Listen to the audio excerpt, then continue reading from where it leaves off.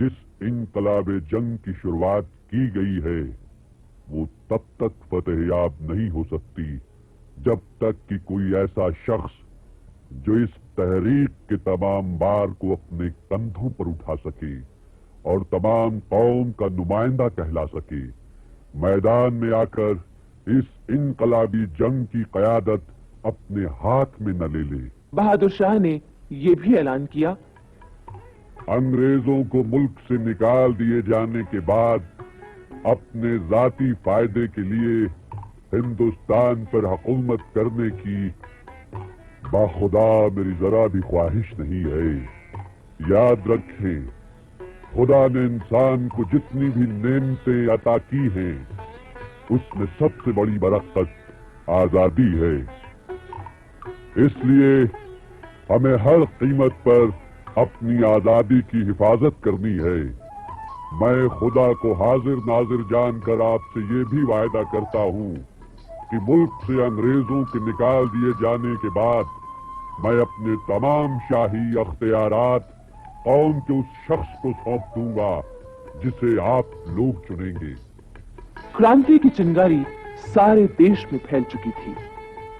दिल्ली के सेनापति ने तमाम देश के बहादुर फौजों को संगठित करने के लिए खत भेजे। उन खतों में लिखा गया था, भाइयों, दिल्ली में अंग्रेजों के साथ जंग हो रही है। खुदा की दुआ से हमने अंग्रेजों को जो पहली शिकस्त दी है उससे वो इतना घबरा गए हैं जितना किसी दूसरे मौके पर इन शिकस्तों से भी न घबराते। बेशुमार हिंदुस्तानी बहादुर दिल्ली में आकर जमा हो रहे हैं। ऐसे मौके पर अगर आप खाना वहां खा रहे हैं तो हाथ यहां आकर धोइए। शाहों का बादशाह जहां बना हमारा दिल्ली का शहंशाह आपका इस्तकबाल करेगा और आपकी खिदमत का सिला देगा। हमारे कान इस तरह आपकी तरफ लगे हुए हैं जिस तरह रोजेदारों के कान अजान देने वालों की तरफ लगे रहते हैं। हम आपकी तोपों की आवाज सुनने के लिए बेचैन हैं। हमारी आंखें आपके दीदार की प्यासी उसी तरह सड़क पर लगी हुई हैं जिस तरह कासिद की आंखें लगी रहती हैं। आइए, आपका फर्ज है, फौरन आइए। हमारा घर आपका घर है।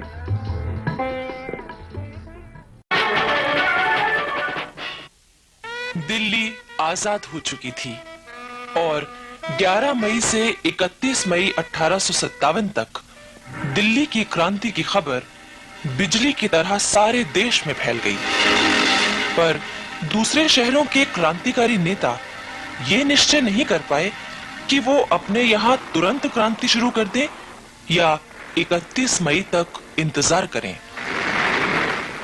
फिर भी ये लपटें तो क्रांति की लपटें थीं, बगावत की लपटें फैली तो फैलती चली गईं। बुलंदशहर छावनी में 9 नंबर पलटन के सिपाहियों ने एक क्रांति के प्रचारक को पकड़ लिया।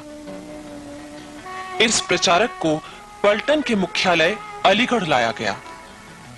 अंग्रेज अफसरों ने उसे फांसी की सजा दी।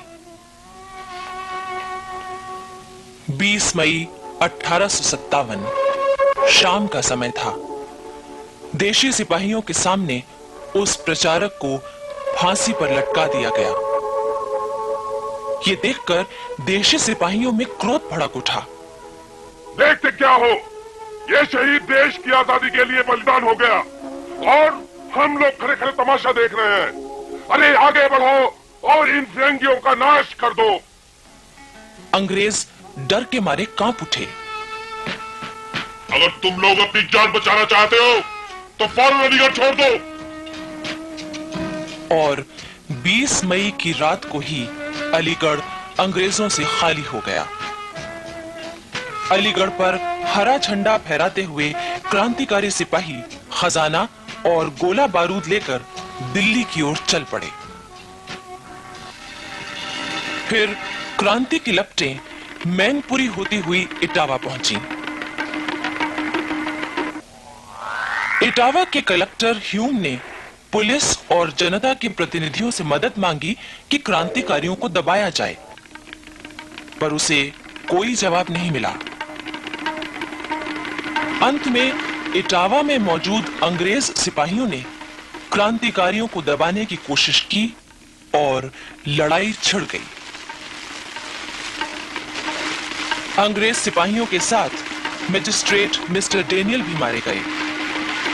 बचे हुए अंग्रेज किसी तरह जान बचाकर भागे। मिस्टर ह्यूम तो महिलाओं के वेश में भागे। अब बगावत की लपटें बरेली पहुंच गईं। यहां क्रांति की योजना बना रहे थे नवाब खान बहादुर खां। बड़ी होशियारी से, सावधानी से, चुपचाप 31 मई 1857 की सुबह ठीक 11 बजे तोप छूटी और 68 नंबर पलटन ने क्रांति का बिगुल फूंक दिया। अंग्रेजी झंडा उतारा गया, हरा झंडा फहराने लगा। बरेली की क्रांति में अफसरों सहित अनेक अंग्रेज मारे गए। केवल 32 अंग्रेज अपनी जान बचाकर भाग सके। खान बहादुर खां पूरे रुहेलखंड के सूबेदार बने और बख्त खां प्रधान सेनापति। खान बहादुर खां ने जनता के नाम एक ऐलान जारी किया। हिंदुस्तान के रहने वालों, आजादी का पाक दिन जिसका बहुत अरसे से इंतजार था आ पहुंचा है।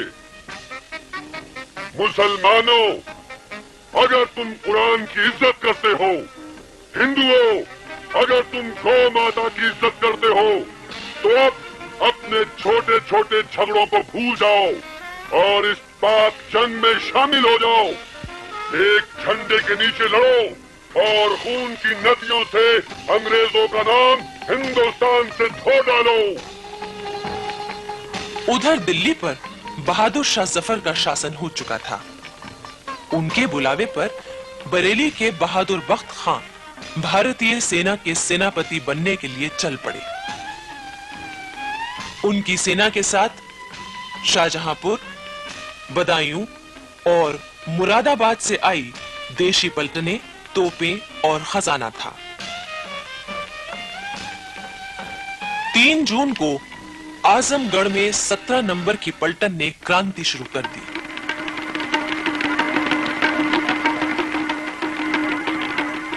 लेकिन उन्होंने अंग्रेजों को मारा नहीं, बल्कि उनके वहां से चले जाने का बंदोबस्त करके इमारतों, खजानों और गोला बारूद पर कब्जा कर लिया। 4 जून 1857 को ये चिंगारी बनारस पहुंची।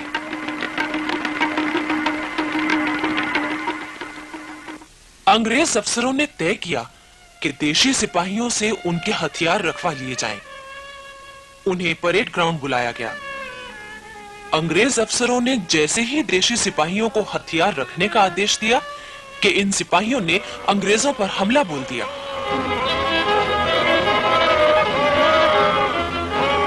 अंग्रेजों ने सिख पलटन को मुकाबले के लिए आगे किया, लेकिन मुकाबला तो दूर, वो अपने भाइयों से गले मिलने लगे। जब मुकाबला ही नहीं तो लड़ाई कैसी? अंग्रेजों को शांतिपूर्वक बनारस से जाने दिया गया। इलाहाबाद तो पास ही था। ये लपटें वहां भी पहुंच गईं। इलाहाबाद के किले में गोला बारूद और हथियारों का बहुत बड़ा भंडार, 6 नंबर की देशी पलटन और मुट्ठी भर अंग्रेज सिपाही थे। देशी सिपाही क्रांति के लिए तैयार थे, पर उन्होंने बड़ी चालाकी से अंग्रेजों को बहकावे में रखा। हम तो आपके साथ हैं हुजूर। हुजूर हमें दिल्ली भेज दीजिए, हम बाकियों के टुकड़े टुकड़े कर देंगे। 6 जून 1857 की सुबह एक बार फिर अंग्रेज अपनी तसल्ली के लिए देशी सिपाहियों से मिले। भरोसा कीजिए, भरोसा तो कीजिए आप, भरोसा तो कीजिए ना हुजूर हम पर आप। उन्होंने बड़े स्नेह से अंग्रेजों को गले लगाया। उसी रात जब अंग्रेज खाना खा रहे थे कि अचानक बिगुल की आवाज गूंज उठी। अंग्रेज घबरा उठे। इस वक्त ये बिगुल की आवाज कैसी? बैरकों से सिपाही अपने हथियार लेकर निकल पड़े। चारों ओर भगदड़ मच गई। इलाहाबाद में क्रांति शुरू हो चुकी थी। बहुत से अंग्रेज मारे गए, उनके बंगले जल गए। 7 जून 1857 इलाहाबाद कोतवाली पर हरा झंडा फहराने लगा।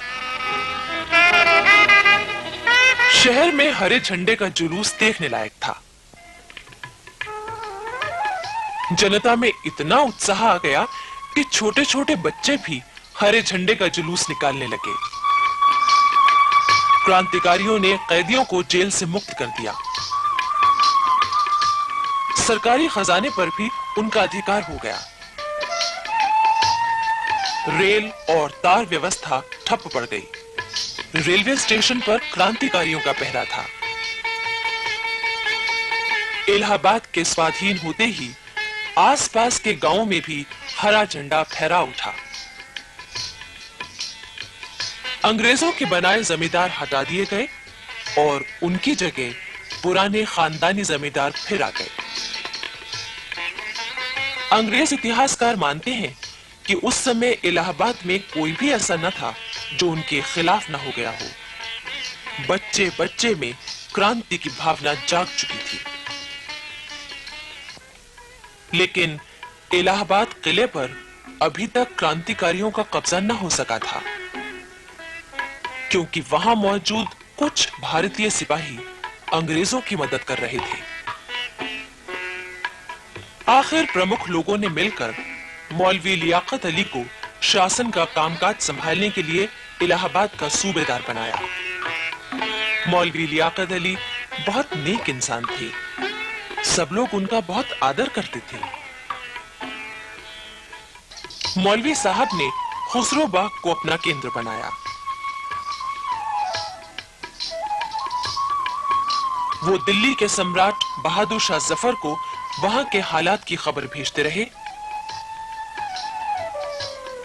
और इलाहाबाद के किले में मौजूद देशी सिपाहियों को क्रांति में शामिल होने के लिए पैगाम भेजते रहे।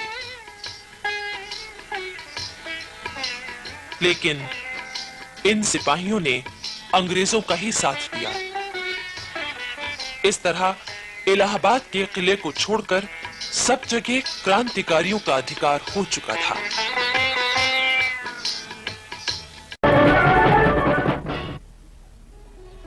दिल्ली की क्रांति की खबर देश के कोने कोने में कैसे पहुंची, इसे एक अंग्रेज लेखक के शब्दों में ही कहना ज्यादा प्रामाणिक होगा।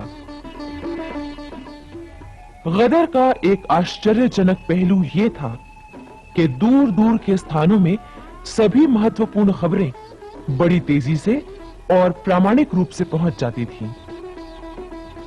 खबरें ले जाने का काम ज्यादातर हरकारे करते थे, जो इतनी तेजी से चलते थे कि हमें विश्वास ही नहीं होता।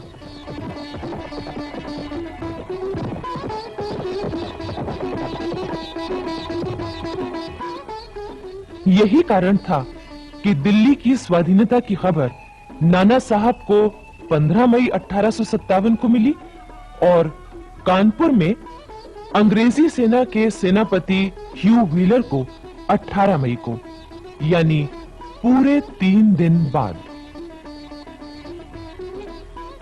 बिठूर में उस समय नाना साहब के दरबार में उनके 2 भाई बाला साहब और बाबा साहब, नाना साहब का भतीजा राव साहब, अजीमुल्ला खां और प्रसिद्ध मराठा सेनापति तात्या टोपे मौजूद थे।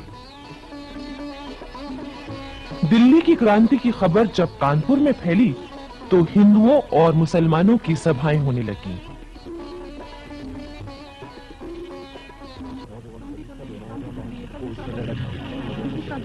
धीरे धीरे स्कूलों के लड़के, बाजारों में आम लोग और गली मोहल्लों में भी स्वतंत्रता क्रांति की बातें शुरू हो गई। छावनी में सिपाहियों में भी क्रांति की गुप्त बातचीत शुरू हो गई। फिरंगियों के खिलाफ उनकी बाहें फड़कने लगी, लेकिन नाना साहब 31 मई तक कुछ भी नहीं करना चाहते थे। उधर अंग्रेज सेनापति व्हीलर को पूरा विश्वास था कि नाना साहब तो अंग्रेजों का ही साथ देंगे।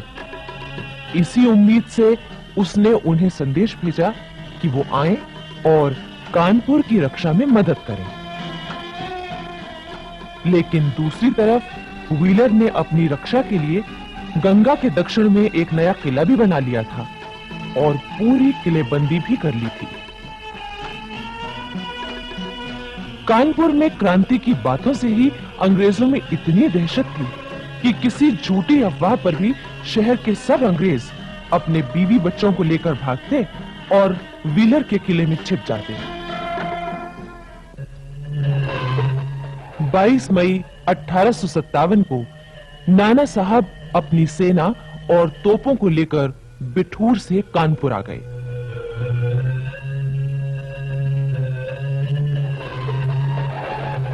उन्होंने नवाबगंज में अपना डेरा जमाया।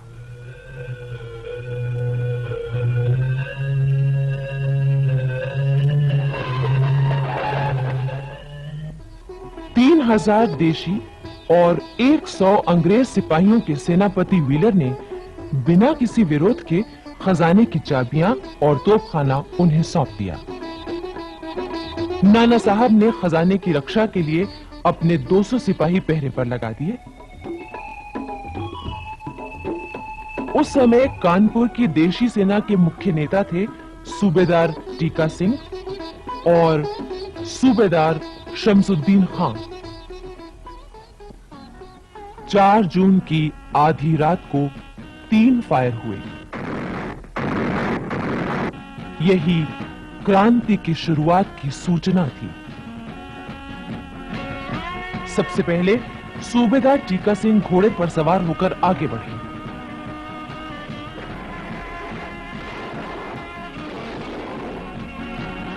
फिर देशी पलटन के हजारों घुड़सवार और पैदल सिपाही मैदान में निकल आए।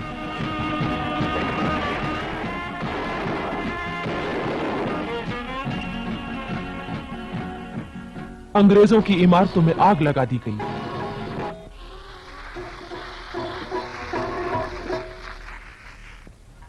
उनके झंडे को हटाकर हरा झंडा फहरा दिया गया। 5 जून को नाना साहब की सेना भी क्रांति सेना से मिल गई। सब तरफ उनका कब्जा हो गया।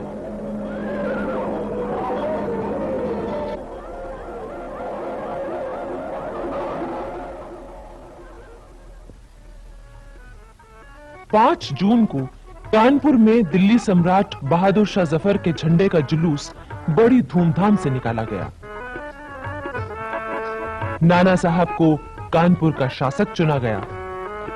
नगरवासियों ने उनकी जय जयकार की और सबने नाना साहब का साथ देने का वचन दिया। 6 जून को सवेरे नाना साहब ने व्हीलर को खबर भेजी कि आज आप किला हमारे हवाले कर दीजिए, वरना हम हमला करेंगे। लेकिन व्हीलर यूं मानने वाला नहीं था। उसने किला खाली करने से इनकार कर दिया। साथ ही मोर्चे की पूरी तैयारी भी की। 6 जून की शाम नाना साहब ने अंग्रेजों के किले पर हमला बोल दिया। उस समय कानपुर के लगभग सभी अंग्रेज, स्त्री पुरुष और बच्चे किले में मौजूद थे। दोनों ओर से तोपें चलने लगी।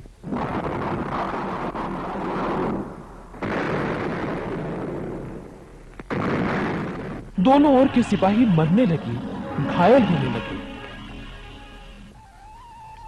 इस संघर्ष के दौरान कानपुर की जनता का हौसला बढ़ा हुआ था। महिलाएं भी बड़े उत्साह से जुटी हुई थीं। क्रांतिकारी सेना को गोला बारूद और खाना पहुंचाने के साथ साथ घायलों की सेवा भी कर रही थीं।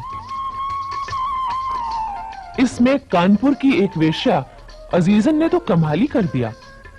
एक अंग्रेज इतिहासकार लिखता है कि अजीजन हथियार बांधे घोड़े पर सवार बिजली की तरह दौड़ती फिरती थी।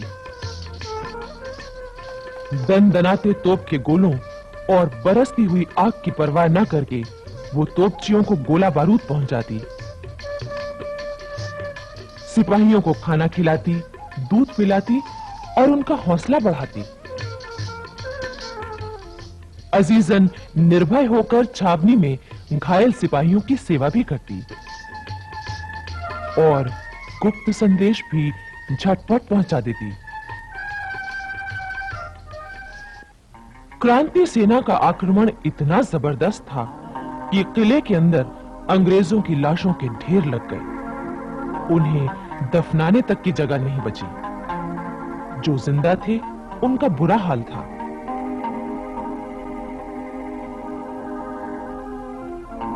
किले में केवल एक ही कुआं था जो गोले गिरने से टूट चुका था। अंग्रेजों को पीने का पानी मिलना भी मुश्किल हो गया था।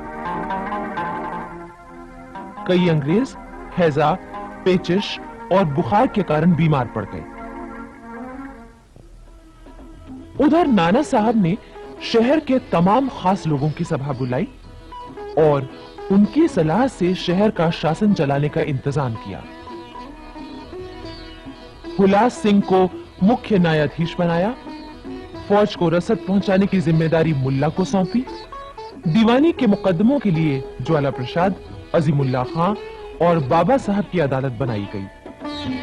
अंग्रेज इतिहासकार एम टॉमसन ने लिखा है कि नाना साहब की शासन व्यवस्था में नगर में पूरी तरह शांति थी।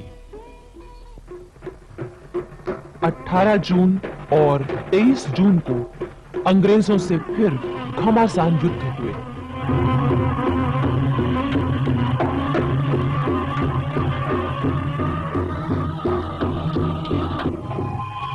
आखिर व्हीलर ने घुटने टेक दिए। 25 जून को किले के ऊपर सुलह का प्रतीक सफेद झंडा लहरा दिया। तोपों ने गोले उगलना बंद कर दिया। अंग्रेज आत्मसमर्पण करने के लिए तैयार हो गए। 26 जून को दोनों ओर के प्रतिनिधियों की बातचीत हुई। व्हीलर ने जैसे ही अंग्रेजी में बोलना शुरू किया, अजीमुल्लाह खान ने उसे टोक दिया। हालांकि वो अंग्रेजी अच्छी तरह जानते थे। फिर बातचीत हिंदुस्तानी में ही हुई। 27 जून को किले पर बहादुर शाह जफर का हरा झंडा लहराने लगा। अंग्रेजों को हाथियों और पालकियों में बिठाकर गंगा घाट की ओर भेज दिया गया। 28 जून 1857 कानपुर नगर, छावनी और आसपास के तमाम इलाके से अंग्रेजों का नामो निशान मिट चुका था।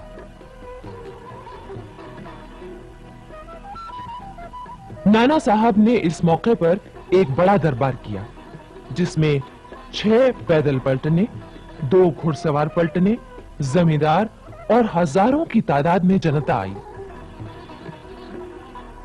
सबसे पहले सम्राट बहादुर शाह जफर के नाम पर 101 तोपों की सलामी हुई। इसके बाद नाना साहब को 21 तोपों की सलामी दी गई। नाना साहब ने इस मौके पर सबको धन्यवाद दिया। साथ ही फौज में 1 लाख रुपए इनाम के रूप में बांटे गए। इसके बाद नाना साहब बिठूर आए, जहां वो 1 जुलाई 1857 को पेशवा की गद्दी पर बैठे। उनका विधिवत राज तिलक हुआ और नाना साहब धुंधुपंत पेशवा बन गए। 1857 की क्रांति की तैयारियां झांसी में भी शुरू हो गई थीं।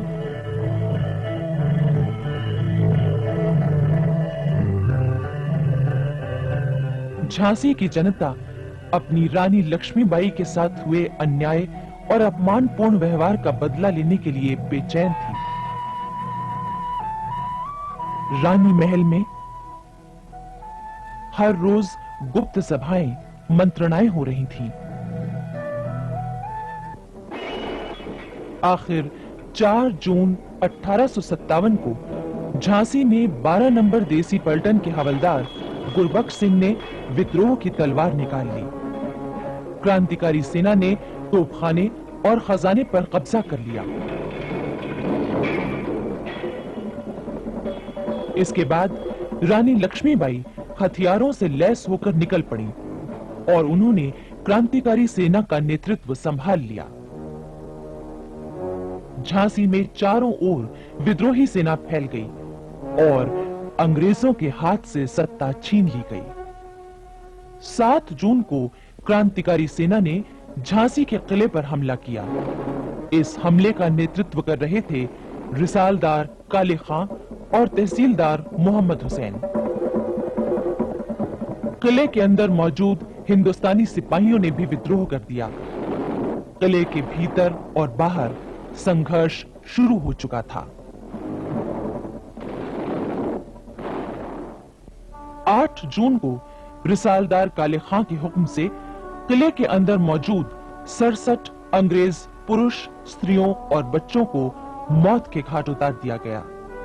अंग्रेज इतिहासकार स्वयं मानते हैं कि इस हत्याकांड में रानी लक्ष्मीबाई का कोई हाथ नहीं था और न ही उन्होंने इसकी इजाजत दी थी। 8 जून 1857 को झांसी कंपनी सरकार के चंगुल से मुक्त हो गई। गद्दी का उत्तराधिकारी दामोदर राव चूंकि बालिग नहीं था, इसलिए रानी लक्ष्मीबाई ने झांसी का शासन संभाला। झांसी में जगह जगह घोषणा की गई, खलक खुदा का, मुल्क बादशाह का, हुक्म रानी लक्ष्मीबाई का।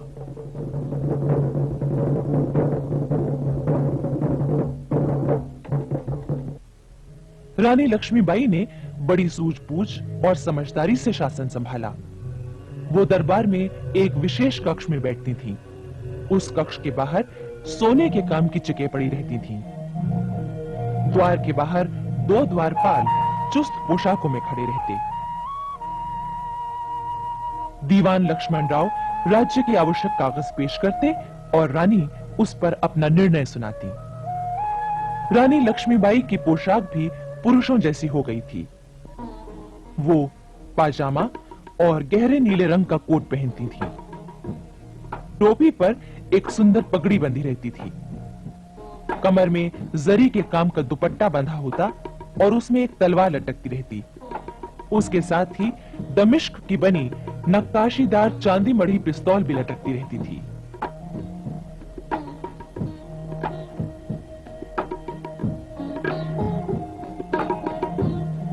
झांसी के किले पर अब स्वाधीनता का हरा झंडा लहराने लगा था।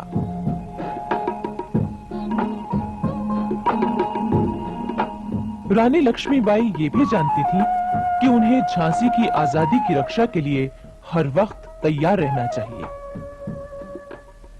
वो सेना तैयार करने लगी। लोगों को युद्ध का प्रशिक्षण दिया जाने लगा। पुरुषों के साथ साथ कई स्त्रियां भी युद्ध कला और शस्त्र संचालन की कला सीखने लगीं। इनमें रानी की 2 सहेलियां सुंदर और मुंदर भी थीं। रानी ने क्रांतिकारी सिपाहियों के नेताओं से भी संपर्क बनाए रखा और उनकी खबरें प्राप्त करती रहीं।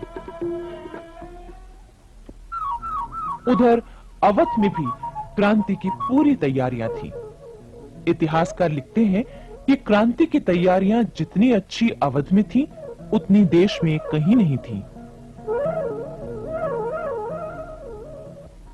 हजारों मौलवी और हजारों पंडित स्वाधीनता के युद्ध के प्रचार में लगे हुए थे। वो एक एक बैरक में जाकर सिपाहियों से बातचीत करते। हर गांव, गली मोहल्ले में जाकर पंडित जी और मौलवी साहब आजादी की लड़ाई के लिए जनता को तैयार कर रहे थे। लखनऊ में 13 मई को मेरठ की क्रांति की और 14 मई को दिल्ली की क्रांति की खबरें आईं।